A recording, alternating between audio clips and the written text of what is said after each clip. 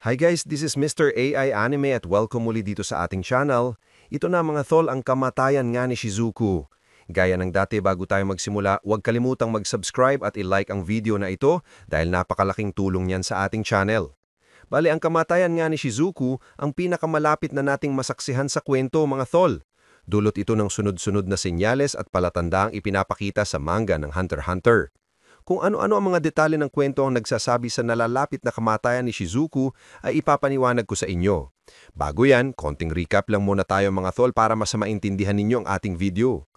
Noong nagawa ni Chrollo na matalo si Hisoka sa duelo nila sa Heaven Arena, kinuha ng grupo nila Machi, Cortopi at Sharnark ang bangkay ni Hisoka upang siguraduhing patay na ito at para maisaayos ni Machi ang labi ng Hunter bilang pagsunod sa kanilang kasunduan. Ngunit sa isang nakakagulat na pangyayari, nabuhay si Hisoka dahil sa Nen after death. Matapos ito, ang sunod niyang ginawa ay ang pagpaslang sa mga miyembro ng Phantom Troop na sila Cortopi at Sharnark. Ito ang naging dahilan para tipunin ni Chrollo ang mga miyembro ng Phantom Troop at utusan niya ang mga itong hanapin si Hisoka sa Blackwell o ang barkong patungo sa Dark Continent. Ginawa niyang paunahan ng paghunting sa Hunter kaya naghihiwa-hiwalay ang mga miyembro ng grupo. Naging magkakasama sila Chrollo, Shizuku at Bonolenov. Dahil ipinagtapat ng dalawang miyembro ng Phantom Troop sa kanilang pinuno ang kawalan nilang laban kay Hisoka, kaya humingi sila ng tulong kay Chrollo. Pumayag dito ang pinuno ng Spider sa kondisyon na siya mismo ang papaslang kay Hisoka. Matapos ang ilang kabanata mga tol, nagpakita muli si Chrollo at Bonolenov. Pero hindi pa muling ipinapasilip ng kwento si Shizuku. Si Bonolenov ngayon ay nasa Tier 1 na matapos nitong magpanggap kay Hisoka at si Chrollo naman ay nasa Tier 3 dahil gumagawa pa siya ng paraan upang manakaw ang mga treasures ng Kakin. Ngunit si Shizuku ay hindi pa rin nagpapakita. Ayon sa kanya nang huli natin siyang nakita, magdi-disguise daw siya sa paghahanap kay Hisoka. Pero nakakapagtaka na ang dalawang niyang kasama na sila Chrollo at Bonolenov ay ipinakita na kung nasaan.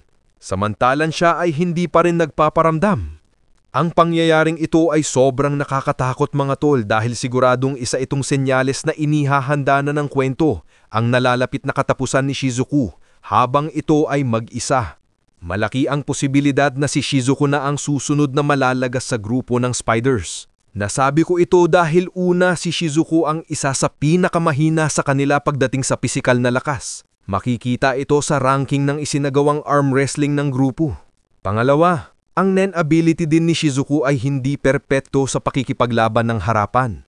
Pwede niyang gamitin si Blinky para higupin ang dugo ng kanyang mga katunggali, ngunit magtatagumpay lamang siya sa estratehiyang ito kung walang kwenta ang Nen user na kanyang makakaharap.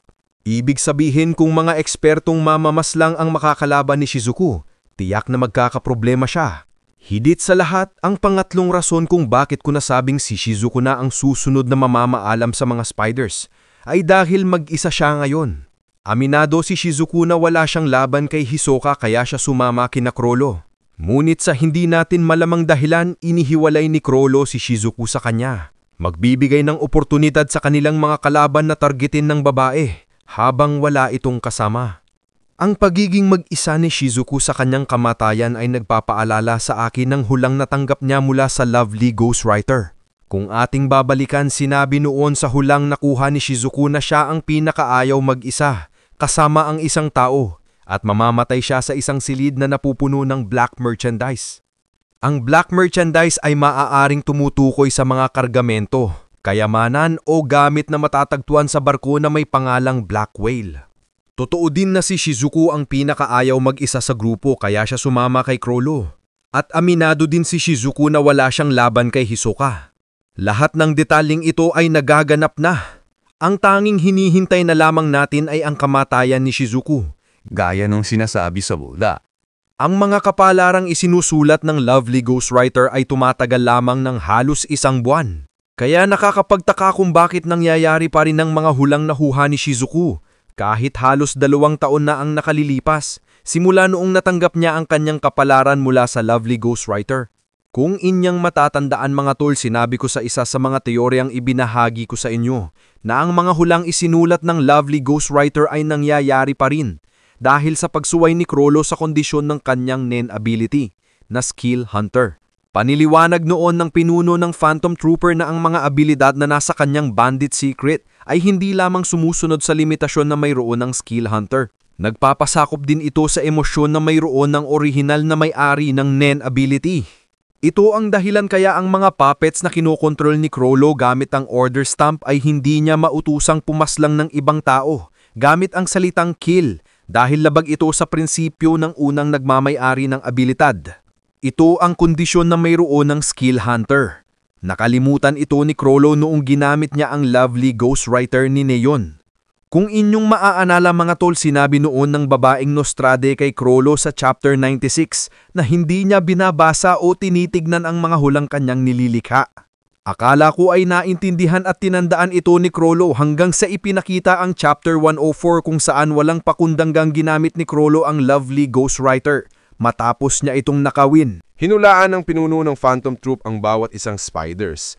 Binasa niya din ang mga kapalarang ginawa ng lovely ghostwriter at gumawa siya ng plano upang iwasan ang lahat ng hulang nilikha niya para sa kanyang grupo. Ang pagsuway ni Chrollo sa kondisyon ng sarili niyang abilidad ay tiyak na mayroong malaking kapabayaran. Maaring ang kapalit nito ay ang pagkawala ng Nen ability ni Chrollo. Nagpapaliwanag kung bakit biglang naglaho ang lovely ghostwriter sa bandit secret. Hindi talaga namatay si Neon. Kabaliktaran ng paniniwala ni Chrollo bagkus lumabag talaga siya sa kondisyon ng sarili niyang abilidad. Bukod dito, posible din naman na ang kapurusahan ay ang pagkamatay ng mga taong nagmamay-ari ng pangalan na ipinasa para makapagpahula kay Chrollo. Konektado ito sa paulit-ulit na pagkasabi ni Shizuku na parang Death Note ang bandit secret ng kanilang pinuno.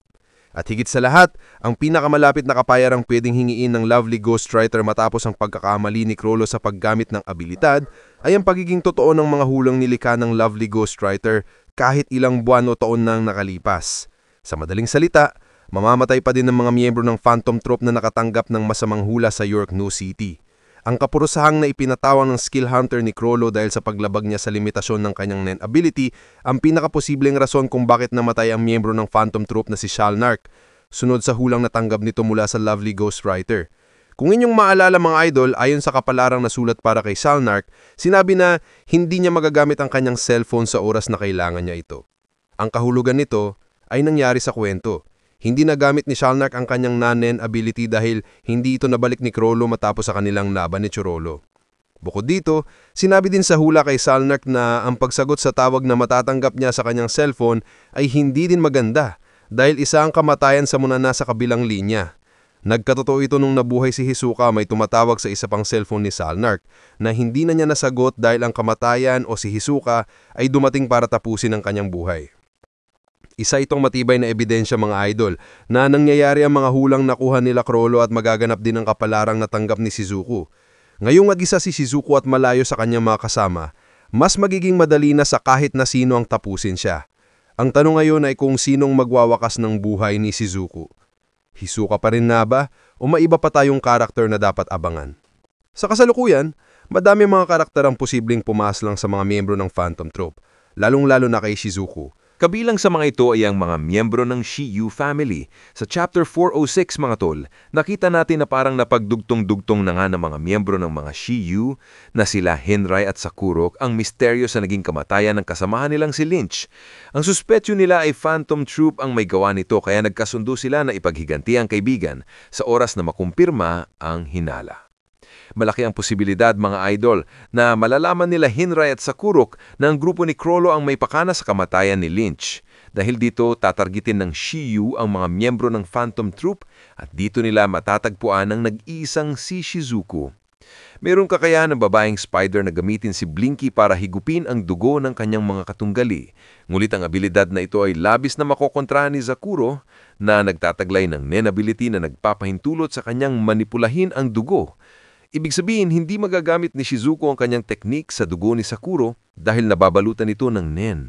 Magiging dahilan sa mabilis na katapusan ng babaeng magnanakaw. Pero bago tayo magpatuloy, kung naghahanap ka ng mga full chapter review ng Hunter x Hunter muna chapter 340 hanggang sa lastest chapter 410, bisitahin nyo lang ang channel natin, naka-playlist na po lahat para madali nyo mapanood. Thank you and let's go back to the video. Bukod sa mga Shizuku family ay ang mga hunters ng Hunter Association, lalong-lalo na ang 12 Zodiacs. Sa Chapter 380 mga tol, nalaman ng Ox ng Zodiacs na si Mizaistom na mula kay Illumi na ang mga miyembro ng Phantom Troop ay nasa barko. Upang maiwasan ang komosyon, binigyan ng silid ni Mizaistom si Illumi sa Tier 3 at siguradong palihim na gumagawa na ng paraan ng mga hunters upang hanapin ang iba pang miyembro ng Phantom Troop. Ang Hunter Association ang isa sa mga nakatalaga sa paglalagay ng seguridad sa Black Whale. At tinitiyak nila ang kaligtasan ng mga pasahero ng barko sa pamamagitan ng pagpigil sa kahit na anong klasing banta. Isa sa mga ito ay ang Phantom Troop. Maaaring sa oras na magkita ang mga miyembro ng Spiders at si Hisoka, makakagawa ng malaking kaguluhan ng grupo sa barko. Dahil dito magdedesisyon ng Hunter Association na sumali sa laban at buksahin ang Phantom Troop. Ang pangyayaring ito ang maglalagay kay Shizuko sa panganib at papaslang sa babaeng Spider. May posibilidad din na kung hindi ang Hunter Association ang papaslang kay Shizuko, ang gagawa naman ito ay walang iba kundi ang mga miyembro ng Hailey family. Kung inyong maalala mga idol sa Chapter 399, nalaman natin na kilala ng Hailey ang mga miyembro ng Phantom Troop at alam nila na nakikipagtulungan ng mga ito sa Shiyu at Char family upang ubusin ang grupo nila Morena. Sa madaling salita, pwede nating paniwalaan na kakalabanin din ng Hailey ang mga miyembro ng Phantom Troop dahil ang pagpaslang nila sa isang NEN user ay magbibigay sa kanila ng 10 karagdagang levels at mas magpapalakas sa kanilang NEN. Siguro makakaharap ng mga miyembro ng Hailey si Shizuko at sasamantalahin nila ang pag-iisa ng Spider para mapaslang ito. Higit sa lahat ng mga karakter na nabanggit ko mga idol, ang tauhan sa kwento na pinakaposibleng tatapos kay Shizuko ay walang iba kundi si Hisoka. Pinangako ng Hunter noon na hindi na niya pipiliin ang lugar at mga kalaban ng kanyang haharapin dahil papaslangin niya agad ang bawat miyembro ng Phantom Troop na kanyang makakasalamuha. Ang pangakong ito ni Hisoka ang dahilan kaya tiyak na hindi niya papalagbasin si Shizuko kahit pasabihin nating hindi isang malaking banta ang babaeng Spider kung ikukumpara sa kakayahan ni Hisoka. Sa palagay ko, inutusan ni Chrollo si Shizuko na gumawa ng paraan na makarating sa Tier 1 upang makatulong ang babaeng Spider sa paghahanap ng mga treasures ng Kakin. Ang misyong ito ang magdadala kay Shizuko patungo sa isang silid na napupuno ng mga kagamitan ng Black Whale dahil inakala niyang andito ang mga sacred treasures. Ngunit imbes na mga mahalagang kayamanan, si Hisoka ang matatagpuan ni Shizuko at magwawaka sa kanyang buhay. Ang kamatayan ni Shizuko ay unti-unti nang inihahanda ng kwento mga tol. Ano kayang kabanata na nangyayari ito? Saan kaya ang lugar sa barko? At sino nga kayang karakter ang magdadala ng kamatayan sa kanya? Kayo mga tol, kung kayong tatanungin, sino sa tingin nyo ang tatapos sa buhay ng babaeng miyembro ng Phantom Troop na si Shizuko? Ito po ang aking paliwanag sa magiging kamatayan ni Shizuko. At kung nagustuhan nyo, ay huwag nyo sanang kalimutang mag-iwan ng like at subscribe dahil malaking tulong na yan para sa ating channel. Maraming salamat. This is Mr. AI Anime and see you guys again on my next video.